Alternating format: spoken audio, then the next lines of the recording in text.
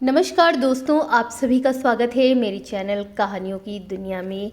मैं आकांक्षा भार्गव आज आप सभी के समक्ष लेकर आई हूँ कहानी प्रेरणा, जिसको लिखा है पमा मलिक ने और ये वनिता मैगज़ीन नवंबर 2012 में छपी है। तो आइए चलिए सुनते हैं कहानी प्रेरणा। अगर आपको मेरी कहानी पसंद आए तो आप मेरे चैनल को सब्सक्राइब करें और कहानी को लाइक ज़रूर करें। तो आइए चलते हैं सुनते हैं कहानी प्रेरणा। वत्सला के हाथ तेजी से घर का काम संपन्न कर रहे थे, किंतु ध्यान ऊपर के कमरे की उठापटक पर लगा था। वहाँ नई किराएदारन आई थी। सामान थोड़ा सा था, एक बेड, कुछ कुर्सियाँ, मेज, गैस स्टोव, बर्तन और लैपटॉप। वत्सला, अरे आज का नाश्ता दोपहर तक के खाने तक मिलेगा क्या? सासू माँ ने आदतन गुहार लगाई तो उसकी दोनों नंदें सिन्नी गिन्नी हंसने लगीं। वत्सला ने जल्दी से प्लेटें मेज पर सजा दीं। सास ससुर पति देवर नंदें सब विराजमान हो गए। सबने खूब आलू के पराठे उड़ाए। रसोई से खाने की मेज़ तक दौड़ते दौड़ते वत्सला के पैरों में दर्द होने लगा। जब सब खाकर डकारते हुए उठे तो उसने चैन की सांस ली। फिर जल्दी से सब्ज़ी काट कर चढ़ा दी, दाल चावल धोकर रख दिए और फिर गरम पराठे और एक कप अदरक वाली चाय लेकर वह झट से ऊपर पहुंची। कमरा साफ सुथरा सुरुचिपूर्ण तरीके से सजा था।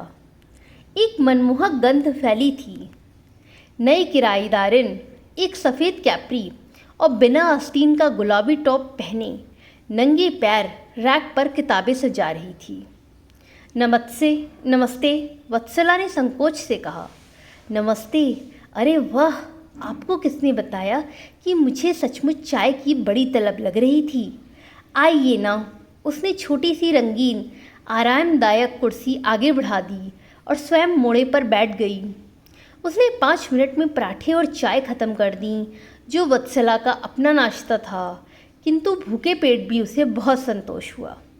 वह मैडम, इतना स्वादिष्ट आलू का पराठा मैंने पहली बार खाया। आप कोई फूड सेंटर खोल लें तो लोग जायका लेकर खाएंगे। वत्सला पुलकित हो गई। वह रोज़ ढेरों व्यंजन बनाती थी, किंतु कभी किसी ने प्रशंसा के एक शब्द नहीं बोले। प्रशंसा कितनी ऊर्जा और उत्साह देता है। वह बोली, तुम मुझे भाभी बुलाना। तुम्हारा नाम क्या है? शादी हो गई तुम्हारी? मेरा नाम अरुंधति है। हाँ, मेरी शादी हो गई है। नाम बहुत सुंदर है तुम्हारा। लेकिन अरुंधति, तुमने बिछिया, मंगलसूत्र, चूड़ियाँ नहीं पहनी, सिंदूर भी नहीं लगाया। यह सब बहुत ज़रूरी है क्या? पति पत्नी में प्रेम और विश्वास आवश्यक होते हैं, जो हम में हैं। बाकी सारे साइन एंड सिंबल बहुत ज़रूरी नहीं लगते मुझे। जब त्यौहार शादियां होती हैं तो लगा लेती हूँ। ऑफिस में ये सब लगाकर कहाँ जाऊँ? अरुंधति की साफ गोई वत्सला को अच्छी लगी। वह गोरी चिट्टी, मंझोले कद, घुंघराले बालों वाली सुंदर, आधुनिक, आत्मविश्वासी लड़की थी। नाक में एक छोटी सी चांदी की नथ और कानों में बहुत छोटे बुंदों के अलावा कोई साज श्रृंगार नहीं था। तुम्हें क्या अच्छा लगता है बताना, मैं बना दूंगी। वत्सला को उस पर प्यार उमड़ा। हाँ, क्यों नहीं। मेरे पति लखनऊ में रहते हैं। मैं नौकरी के कारण यहाँ शिफ्ट हो गई। वीकेंड में हम ज़रूर मिलते हैं। 8 बजे मुझे ऑफिस जाना होगा। आप मुझे टिफ़िन बना देना प्लीज़। 7 बजे तो मैं सोकर उठती हूँ। क्या कैसे बनाऊँगी? सच बताऊँ तो मैं कुछ भी नहीं बना पाती एक्सेप्ट नूडल्स, ऑमलेट, चाय के। मैं पे कर दूँगी। धत पगली। वत्सला को लगातार बोलती अरुंधति अच्छी लगी। उसकी बातों में सच्चाई थी। वह बर्तन समेट कर नीचे आ गई, जहाँ सास आग्नेय दृष्टि से उसे घूरने लगी। आ गई उस परकटी से डिस्कशन करके। अब रसोई में हाथ पैर चला, सब भूखे प्यासे बैठे हैं। वत्सला के हाथ बिजली से चलने लगे। अभी 1.5 घंटा पहले ही तो 3-3, 4-4 पराठे खाए थे सबने। भूखे प्यासे कैसे हुए? हाँ, उसके पेट में सुबह से चाय बिस्किट के अलावा कुछ नहीं गया था, किंतु अरुंधति से मिलकर भूखे पेट का एहसास भी नहीं रहा। सब अच्छा लग रहा था। उसने गरम गरम चपातियाँ सेकीं। सबको खिलाकर वह बचा कुचा खाने ही जा रही थी कि अचानक आंखें ऊपर चली गई। ऊपर से अरुंधति झांकी। धमाधम सीढ़ियाँ उतरकर नीचे आ गई। साथ में एक टिफ़िन था। अपनी हाथ से कौर बनाकर उसने एक रुमाली रोटी और चिली पनीर उसे खिला दिया। टेस्टी था ना? लंच होटल से मंगा लिया था। कौन कुछ बनाए अभी? थैंक गॉड आपकी सास नहीं है, बड़ी कड़क लगती हैं। वह मुस्कुराते हुए जैसी आई थी वैसे ही चली गई। वत्सला मंत्रमुग्ध सी देखती रह गई। उसकी आंखें भीग गईं। वह उसे अपने हाथों से खिलाकर चली गई। इनकार का एक शब्द नहीं निकला उसके मुंह से। इतना प्यार तो घर के किसी सदस्य ने कभी नहीं दर्शाया। उसे भी इसकी आदत हो चली थी। पति सीधे अल्पभाषी थे। घर के लोग भी ठीक थे, किंतु वत्सला उपेक्षा की शिकार थी। मन की बातें किसी से न कह पाती। न कभी उससे किसी ने कुछ पूछा। आज सुबह से उसने कुछ नहीं खाया था। पनीर रोटी अमृत सा लगा उसे। उसने दोपहर का खाना भी नहीं खाया। अरुंधति के प्यार व खाने को चुभलाते वह कमरे में आ गई। दर्पण में अपनी आकृति देखी। दर्जन दर्जन भर बेरंग चूड़ियाँ, झुमके, मंगलसूत्र, मटरमाला, मांग भर सिंदूर, सुहागिन होने की घोषणा करती बड़ी सी बिंदी, किंतु बेरौनक चेहरा। दिन का अधिकांश समय तो रसोई में व्यतीत हो जाता है, तब भी जरी बॉर्डर वाली चमकीली साड़ी पसीने से काली पड़ती हुई शरीर में चुभती हुई। अचानक उसे जेवर, कपड़े, श्रृंगार सब चुभने लगे। उसने सब जेवर उतार दिए, चूड़ियाँ उतार दीं। उसे बेहद आराम लगा और वह सो गई। ये पुरुष संचालित समाज की रस्में हैं। स्त्रियों को सुहाग के नाम पर भेद डालो, जगड़ डालो ताकि वे सिर न उठा सकें। स्वयं विवाहित होने की पहचान से बिल्कुल स्वतंत्र रहो। वत्सला की आंखें खुल गईं। सपने में वह उपयुक्त वाक्य बोलने वाली अरुंधति जैसी लग रही थी। उठकर उसने एक हल्की सी सूती साड़ी पहन ली, 2-4 लाल कांच की चूड़ियाँ, एक पतली सी चेन और छोटे कान के बुंदे डाल लिए। शाम को चाय बनाती वत्सला को सासू माँ ने घूर कर देखा, किंतु वह चुपचाप अपने काम में व्यस्त रही। अगले दिन सुबह वत्सला ने पोहे और हलवा बनाया। अरुंधति का टिफ़िन अलग रख दिया। वह नीचे आई। नीली जीन्स, सफ़ेद शर्ट के साथ उसने स्टील के लंबे झाले पहने थे। घने बाल कंधे के आसपास फैले थे। बीच में एक छोटा सा क्लचर बालों में गुम हो गया था। गहरे आई मेकअप और लाइट लिपस्टिक में वह बला की सुंदर लग रही थी। टिफ़िन लेकर वह कृतज्ञता से मुस्कुराई और चली गई। शर्ट छोटी थी, कमर और पेट की दूधिया झलक दिख रही थी। टाइट जीन्स में नितंबों की थिरकन देखकर सासू माँ ने मुंह बनाया। पता नहीं क्या देखकर संजीव ने इस लड़की को घर किराए पर दे दिया। न आचरण व्यवहार में ठीक लगती है, न ढंग से पहनती ओढ़ती है। सिन्नी गिन्नी मोड़े पर बैठकर जल्दी जल्दी हलवा पोहा उदरस्त कर रही थी। अम्मा को अरुंधति की आलोचना करते देख उत्साहित हो गईं। सिन्नी ने कहा, शादीशुदा है, पति का अता पता नहीं, न सिंदूर बिंदी आलता लगाती है, न गहने पहनती है। अपनी भाभी की खास फ्रेंड है, गिन्नी बोली। वह तो है, देखना, कायदे से चूड़ियाँ पहनी हैं, न मटरमाला न झुमका। अब कल जीन्स पहनकर खाना बनाएंगी। सिन्नी गिन्नी हंसते हंसते दोहरी हो गईं। आप लोग तो बिना जाने ही किसी के बारे में टिप्पणी करती रहती हैं। वह सेल्स एग्जीक्यूटिव है, महीने में हज़ारों कमाती है, टॉपर स्टूडेंट थी। सिन्नी गिन्नी से 2 साल ही बड़ी होगी, लेकिन अपने काम के प्रति जिम्मेदार है। सिन्नी गिन्नी तो हाई स्कूल नहीं पास कर पाई। वत्सला ने पलटवार किया। उसे इस प्रकार उत्तेजित होकर धारा प्रवाह बोलते किसी ने नहीं सुना था। उसकी नंदों के दांत बंद हो गए थे। वे मुंह बनाकर बैठ गईं तो उसकी सासू माँ को गुस्सा आ गया। पराये लोगों के लिए अपनी नंदों की कमियां गिनाने लगीं। उसके पति का अता पता नहीं, छोड़ छाड़ कर बैठी होगी। तू बड़ी भक्त हो गई उसकी। कोई छोड़ छाड़ कर नहीं बैठी है। सप्ताहांत में दोनों मिलते हैं। या लखनऊ चली जाती है या उसका पति यहाँ आ जाता है। आधुनिक होना, अपने ढंग से रहने में कोई बुराई नहीं, वत्सला ने कहा और अपने कमरे में आ गई। पता नहीं क्यों उसे अरुंधति की निंदा सहन नहीं हो पा रही थी। रात में पति ने भी वत्सला को समझाया, नए किराएदारन से क्यों नज़दीकियाँ बढ़ा रही हो। ये आधुनिक नए ज़माने की लड़कियाँ अपना घर तो जोड़ नहीं पाती, दूसरों का तोड़ ज़रूर देती हैं। इनमें संस्कार, कर्तव्य ज्ञान, निष्ठा, बड़ों का आदर आदि गुण नहीं होते।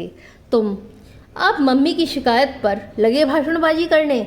आपने कभी उससे बात की है? नहीं, लेकिन तो करिए बात। वह दिल्ली यूनिवर्सिटी की टॉपर है, 50,000 कमा रही है, केवल 22 साल की है। कैरियर के लिए घर परिवार पति से दूर रहकर संघर्ष कर रही है। उससे सहानुभूति रखना तो दूर, बिना कारण उसके लिए अनर्गल बातें किए जा रहे हैं। ठीक है, वह बहुत अच्छी है और कुछ, और यदि उसे देखकर मुझ में कोई रचनात्मक परिवर्तन आए तो आप लोगों को बुरा नहीं लगना चाहिए। ठीक है, अब सो जाओ। पता नहीं किस आकर्षण में बंधी वत्सला बार बार अरुंधति के पास पहुंच जाती। वह भी उसे दुनिया जहान की बताती बातें, रोचक जानकारी देती। परिश्रम से अर्जित धन स्त्री में बला का आत्मविश्वास और बेफिक्री ला देता है। स्वतंत्रता में बहुत गहरा नशा होता है। उसके लिए किसी भी तरह का त्याग किया जा सकता है। उसने एक बार शर्माते हुए अरुंधति से पूछा, मैं तो इतनी शिक्षित नहीं हूँ कि बाहर निकलकर कोई रोज़गार कर सकूँ। आप में क्या हुनर है वह मैं बाद में बताऊंगी। आप पहले यह बताइए कि आज सास बहू सज धज कर कहाँ घूम रही थी। कल कजरी तीज है, कुछ सामान लाने गई थी। देख, तेरे लिए भी सिंदूर आलता लाई हूँ, तू व्रत रखेगी ना? नहीं, मेरा तो इन सब पर विश्वास नहीं है। वत्सला का उतरा मुंह देखकर वह तुरंत बोली, आपका गिफ्ट लवली है, मैं इसे ज़रूर लगाऊंगी। अच्छा, कल रात का खाना हमारे साथ खाना। Tomorrow is a special day for you. आप निर्जल व्रत रखोगी, बदले में ढेर सारा प्यार गिफ्ट मिलेगा। आंटी भी आपका विशेष ध्यान रखेंगी।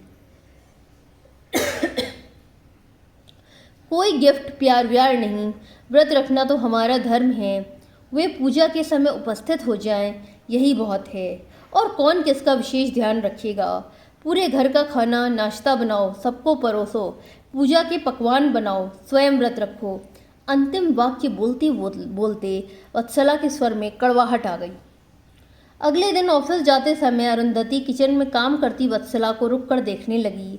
वह पसीने से तरबतर काम में जुटी थी। नहाने के बाद बाल बांधने का समय तक नहीं मिला। अरु, 10 मिनट रुक जाओ, अभी टिफ़िन बना देती हूँ। सबसे पहले पूजा में चढ़ाने वाले पकवान बनते हैं ना। वह फीकी मुस्कुराहट से बोली, डोंट वरी भाभी, आज कैंटीन में खा लूँगी। अरुंधति, विवाहित भारतीय स्त्री हो, साड़ी जेवर नहीं पहनती, कम से कम व्रत उपवास रखकर धर्म कर्म करो, पुण्य करो।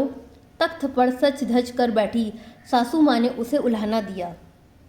मैं तो अपना धर्म निभा रही हूँ, काम पर जा रही हूँ, लेकिन आपकी बहू अकेले बिना पानी पिए किचन में काम करती है। आप क्यों नहीं उसकी सहायता करके पुण्य अर्जित करती हैं? क्या? सासू माँ के चेहरे का रंग उड़ गया। और अपनी लड़कियों को आपने क्या शिक्षा दी है? वे ना पढ़ाई लिखाई करती हैं, ना घर का कोई काम। वे भाभी की सहायता नहीं कर सकती क्या? बैठकर खाती पीती ही तो रहती हैं। तुम हमारे घर के मामले में बोलने वाली कौन हो? सासू माँ गुस्सा हो गई। Sorry aunty. अरुंधति ने पुनः विनम्रता का चोला ओढ़ लिया। आप तो बुरा मान गई। आपने मुझे सलाह दी, बदले में मैंने भी दे दी। अच्छा भाभी, चलती हूँ, शाम को मिलते हैं। वह हाई हील की सैंडल खटकाती चली गई। बड़ी उदंड लड़की है भाई, सासू माँ बड़बड़ाई, फिर बोली, जा निराजल व्रता को आराम दे, उनकी सहेली का आदेश है। उन्होंने जन्नी गिन्नी से कहा, जिनके अनवरत फल भक्षण पर विराम लग गया और वे मुंह बनाकर किचन में गईं। शाम को अन्न जल विहीन वत्सला पूजा करने बैठी, तभी अरुंधति वहां आई। नीले रंग का सूट पहने थी, झुमके, एक लंबी सी माला, घने बालों के बीच सिंदूर की पतली सी रेखा, पैरों में आलता, बिछिया आदि। वत्सला उसे देखकर मुस्कुराई। सुंदर लग रही हो। थैंक यू, उसने तपाक से कहा। उसने वत्सला की भावनाओं का पूरा ख्याल रखा। पूरी पूजा में उपस्थित रही। पूरी, कचौड़ी, सब्जी, कड़ी, खीर सब खाकर गई। अरुंधति और वत्सला में अच्छी बनने लगी। वत्सला के पति संजीव ने देखा कि अब वह उदास नहीं लगती, कुछ न कुछ योजना बनाती रहती है। उसमें परिवर्तन दिखने लगा। एक दिन संजीव ने देखा वत्सला बिजली की गति से काम कर रही है। उसने नाश्ता खाना सब सुबह ही बनाकर रख दिया और तैयार होने चली गई। ठेठ सुहागिनों की तरह श्रृंगार की जगह उसने एक हल्की सी सूती साड़ी पहनी, बालों का ढलका हुआ सा जूड़ा बनाया और हल्का मेकअप किया। वह आकर्षक के साथ साथ प्रभावशाली भी लग रही थी। कहाँ चली सज धज कर?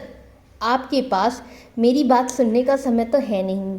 कितनी बार मैंने अपनी बात आपसे कहने की कोशिश करी, लेकिन आपने सुनी ही नहीं। तो अब बताओ ना जल्दी से। संजीव उत्सुक था। मैं अब तक आप सबके लिए जीती आई, अब अपने लिए भी जीना चाहती हूँ।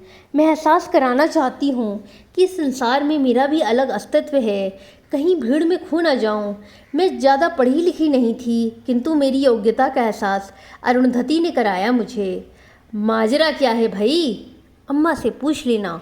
वत्सला रहस्यमयी मुस्कुराहट बिखेरते हुए बैग उठाकर चलती बनी। रसोई में छुटपुट काम करती माँ से संजीव ने पूछा, क्या बात है अम्मा? वत्सला गई कहाँ? आखिर कोई कुछ बताना क्यों नहीं चाह रहा? तेरी लाई बला अरुंधति उसके सर पर सवार हो गई है। वह भी उसकी तरह एडवांस हो गई है। अब मैं घर गृहस्थी में मरूं और बहुरानी बाहर पैसे कमाए। मैं समझा नहीं, तुमने रोका क्यों नहीं उसे? कैसे रोकती संजू, तू ही बोल। अरुंधति के ऑफिस में कॉन्ट्रैक्ट बेस पर कैंटीन का काम विभिन्न लोगों को दिया जाता है। इस बार अरुंधति के सौजन्य से यह काम वत्सला को दिया गया है। लगभग 80 लोगों के लिए 2 वक्त का चाय नाश्ता और दोपहर का लंच। 6-7 हेल्पर होंगे, 2 कुक होंगे। मेन्यू वत्सला ही डिसाइड करेगी, बनवाएगी भी वही। नाम भी धासु, वत्सला कैटरर। तुमने कैसे अनुमति दी उसे? कैसे ना देती? अरे हज़ारों रुपए घर में आएंगे। ये तेरी दोनों बहनें खा पी कर मुटा रही हैं, कुछ घर का काम धाम करेंगी। अरुंधति ने उन्हें स्लिमिंग सेंटर भेजने की बात कही है। बहुत सही, अब किस बात की चिंता?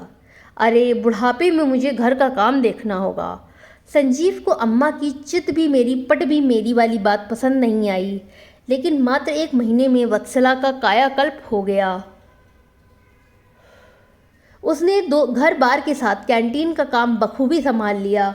यह वत्सला का पूरी तरह से पुरुषोचित क्षेत्र में दखल था। वत्सला कैटरर भविष्य में ऑर्डर पर विभिन्न दावतों में खाना बनाने को बिल्कुल तैयार था। उसकी गुणवत्ता, स्वाद और प्रसिद्धि के आधार पर निसंदेह उसे बहुत सारे ऑर्डर मिलेंगे। संजीव वत्सला के इस परिवर्तन पर चमत्कृत था। वह सकारात्मक परिवर्तन अरुंधति के जीवन में आया, यह सच भी था, किंतु वत्सला के अपने जीवन में भी उसने आदर्श कायम किया था, जिससे अरुंधति के दिल को आंदोलित किया।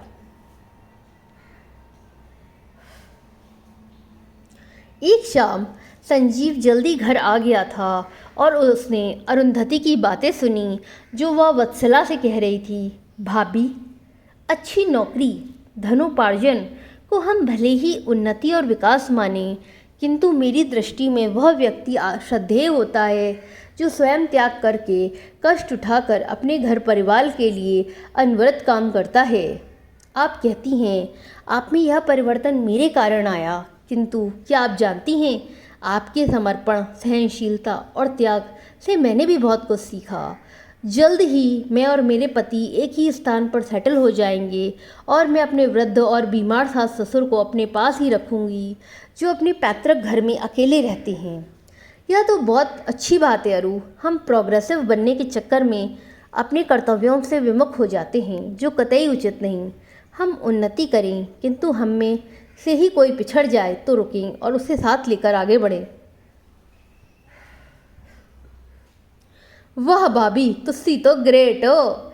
फिर एक जोड़ा महिलाओं की समवेत खिलखिलाहट से संजीव के अधरों पर भी मुस्कुराहट आ गई।